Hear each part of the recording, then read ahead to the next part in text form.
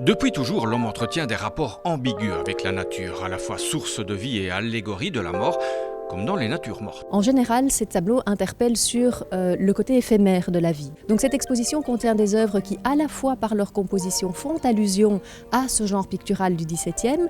Elle interpelle aussi sur l'état de notre planète, sur l'état de la nature, sur ce qu'on appelle l'anthropocène, donc cette nouvelle ère géologique où on voit que l'activité humaine porte atteinte à l'état de notre environnement. Les 40 designers invités ont interrogé à leur manière ce rapport à la nature. Les uns avec des matériaux inertes, d'autres avec des végétaux. Nourit Barchaï, elle, s'est intéressée à l'infiniment petit.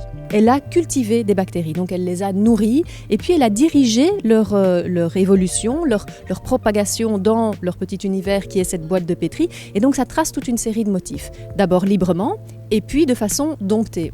On sait que l'homme essaye de maîtriser la nature, d'être lui le grand maître de l'univers, de la planète. Et donc on voit ici qu'elle utilise des lettres, l'alphabet, l'écriture, c'est quand même une des grandes caractéristiques de notre civilisation. Et donc elle contraint les bactéries à se formater à ce langage, à notre langage humain, à l'écriture. Autre boîte, autre style, les fruits en bocaux de Hilde de Decker nous rappellent que la nature est un vrai trésor. Oui, ce sont des bijoux.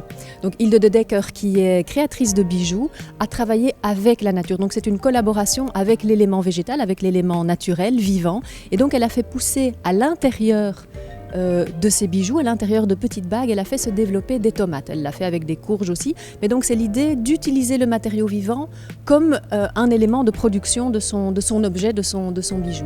Les fleurs de Lila Tabasso sont faites de verre, comme la pantoufle de Cendrillon, précieuse, unique et tellement fragile. On est à Venise avec une pièce sublime en verre de Murano.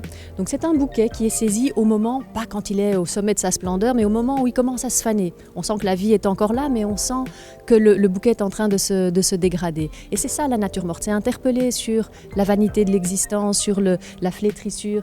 Et donc cet artiste, designer et biologiste a pu saisir, capter cet état des choses avec une énorme précision. Nature morte, nature vivante, c'est aussi des conférences, des navettes de l'art, Noël en famille et même des ateliers taiji pour visiter l'exposition en toute plénitude.